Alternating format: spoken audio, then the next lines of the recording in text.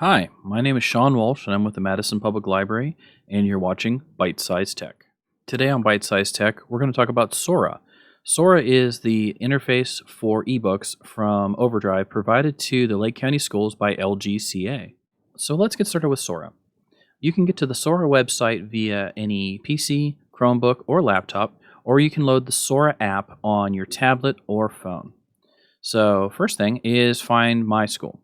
So I'm going to go ahead and click on that, and I don't see the local schools that we need, and we're going to be looking for LGCA. So I'm going to click on My School is not listed. Now your school may show up here right away, and if you're in Lake County, it's going to be LGCA. And so I'm going to go ahead and I'm going to put in the Madison zip because I like that. That's one of the easiest ways to find things. And I do that, and I go through a couple things, and I will find LGCA. So I'm going to click on that. And now we're going to drill down to our specific school district. And in this case, we're going to be looking for Madison, because that's our local school district. And click on that. And now it's going to need an ID number and a birth date. Now, I'm using a temporary account, so I'm going to go ahead and put in what I have to do my testing. You would use your student ID number and your birth date. The only caveat is that for your student ID number, it begins with a number 1 and then followed by a 9 and some other things, depending on what year. You want to drop the number 1, so that first one goes away. So if my student ID begins with like 19, 38, 30, something, something, something, I'm going to drop that first one and begin with the 9, so the second digit.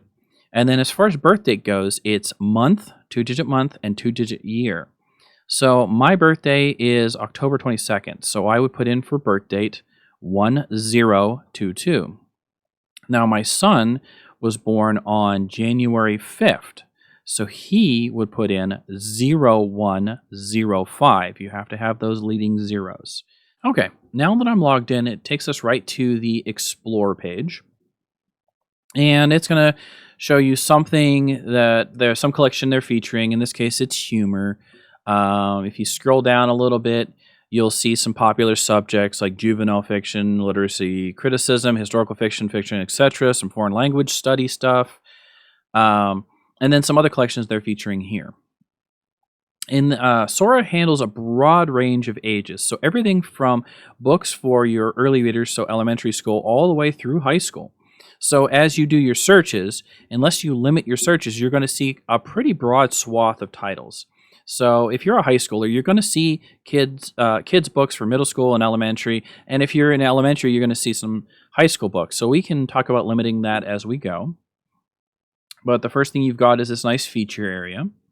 You've got a search right at the top, which we can do a search for books.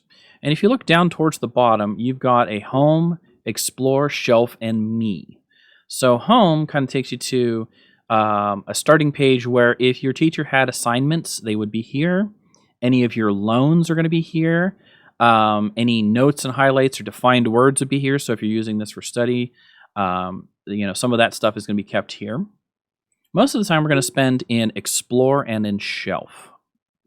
So Explore is, again, where we started out before, where it's the easiest way to kind of search and start limiting our collection of books. And then the next thing would be Shelf.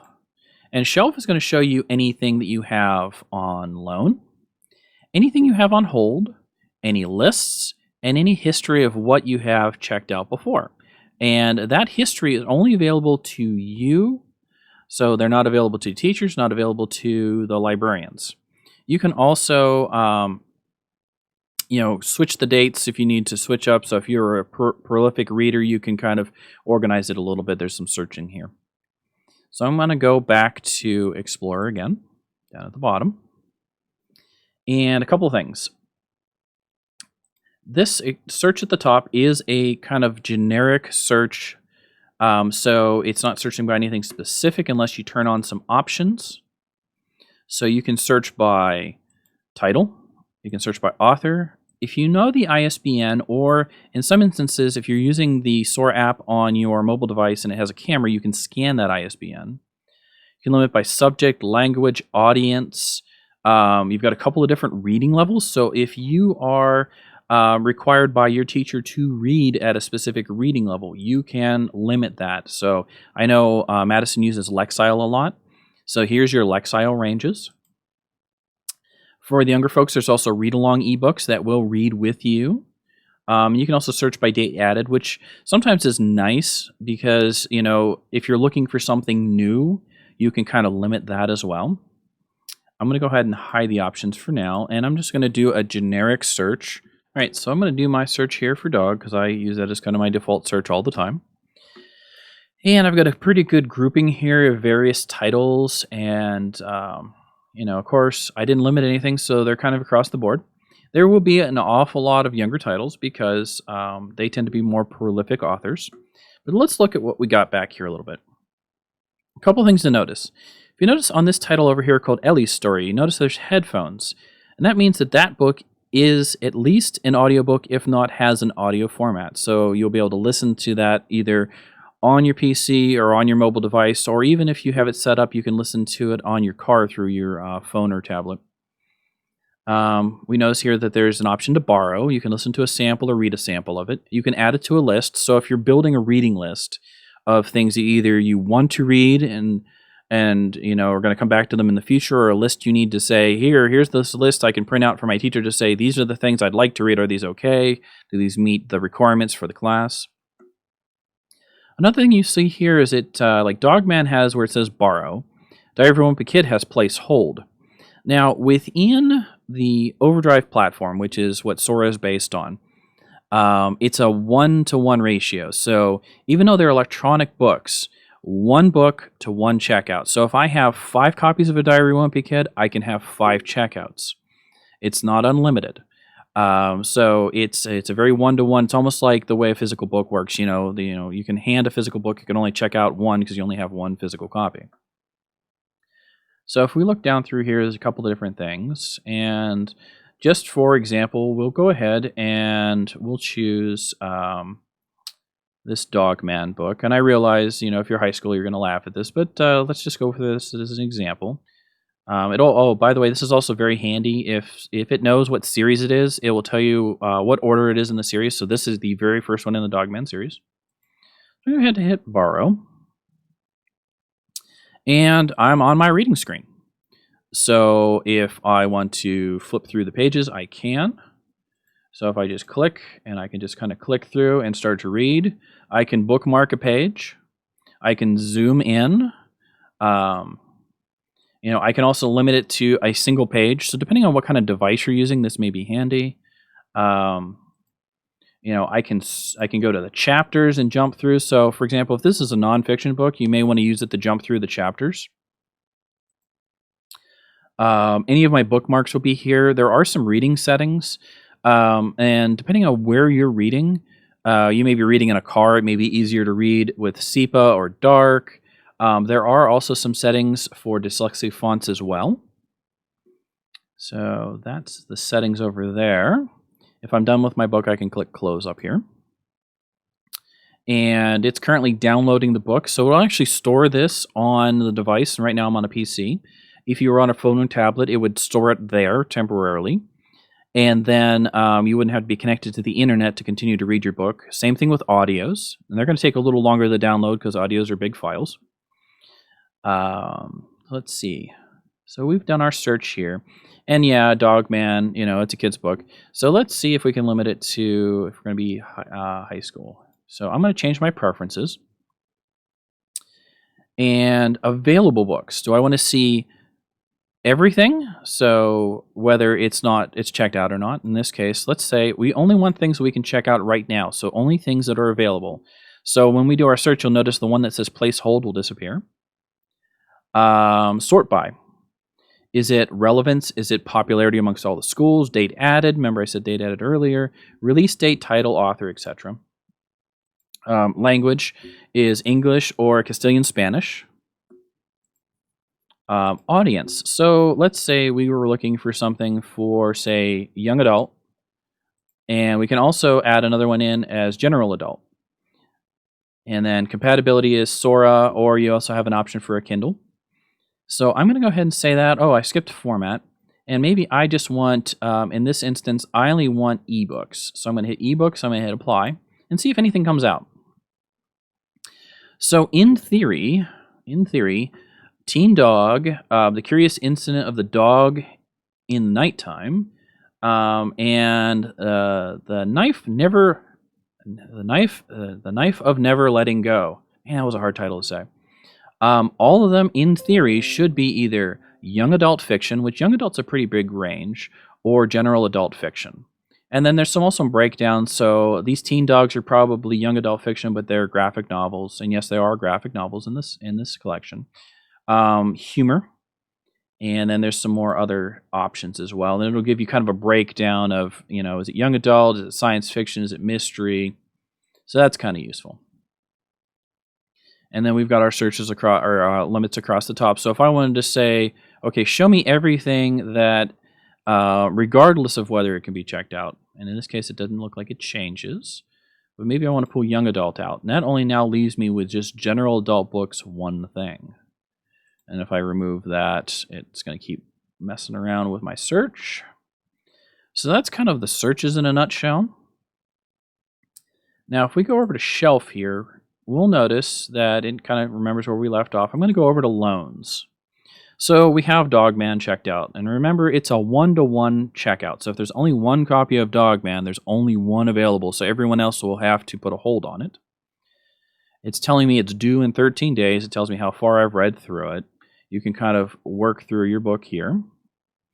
But I'm going to go ahead and click on it. And I've got some options. If no one's waiting for it, I can renew my book. I can return it. I can try to move it to a device. I can say that I'm done with it. I can add it to a list later. It also allows me to kind of do some searches here. So if I want to look up more Dogman books, I just click on that. But in my case, I want to return it. So I'm going to click on return. And the reason I want to return it, again, is if there's only one copy in the whole system and I have it and I'm done with it, I should send it back and not just let it expire in my cart here. So I went ahead and returned it. So I don't have anything on loan now. I don't have any holds. We're going to talk about that. I didn't put anything in a list. So let's go back to Explore. And I'm going to go ahead and I'll redo my dog search, but I'm going to turn off some preferences here. I'm going to say everything, anything, and all audiences so that I can kind of get that whole big list again. Now, over here we have place a hold. So say I really needed that for my class. Now I've placed a hold. It'll say in about 2 weeks, because that's the expiration date of one of these digital books. And yes, they automatically expire unless you've renewed them. So I have this waiting. So if I go back over to my shelf and I jump over to holds, I will have a list of everything I put on hold right here. Now, maybe I changed my mind. So if I click on this, I can also cancel the hold. So I'm going to go ahead and do that so that, the person next in line will get it instead of me. And go back to Explore. So that's kind of the whole thing in a nutshell as far as like my shelf and how to put things on hold. I want to show you something else. So we've been kind of working within the Sora collection. Now, Overdrive provides collections for public libraries as well. And Madison Public Library belongs to a consortium called CleveNet. And we also have a ebook collection. Now, our app is called Libby, but it's basically the exact same thing as Sora. And it's pretty much the same kind of collection, except ours leans more towards adult than it does youth. So you may find that there's things you want in there. So from this interface, so you're already signed in with your student account as Sora. If you click on these ellipses over here, and I'm going to mask out the person's account that I'm test using. But if you notice here, LGCA comes up, because that's the Lake Geauga Computer Association. That's who provides the ebooks for Madison schools. If I click Add a Library, and I go ahead and I type in 44057, and I see where it says CleveNet. Now, you're not going to see Madison Public Library, but you're going to see CleveNet. CleveNet, again, is the consortium that the public library in Madison and all of Lake County uses. I'm going to click on that. And now we have a screen that looks very similar. It's Explore, but you notice it's very different book selection. So this is the CleveNet collection, and I can click on that and switch back and forth between LGCA and CleveNet. And let's just say now, I am more interested in, maybe I would like to look at Former Representative John Lewis. He was a representative to the House. He passed away this year, but he wrote a graphic novel of his experiences during the Civil Rights movement in the 60s. So if I wanted to check this out, I can go over here and choose Borrow. Now it's going to ask me what library. And remember when we chose a school? Again, we're going to choose CleveNet, okay? And then it's going to ask you for your library card or PIN, or we can also go back down through and choose Madison again. And then Madison will ask you for your ID number and your birth date. If it were me, and if you don't necessarily have a Madison library card, I would use your ID number and birth date again. And I'm going to go ahead and type that in real quick. Okay, I typed in my student number and my birth date. Again, student number, drop the 1 in the beginning of your student number, and your birth date is 2-digit month and a 2-digit year. And now I'm going to click on Borrow. And now I can borrow and read the book March by Representative John Lewis. And I can read that in my browser here. And this is from the CleveNet collection.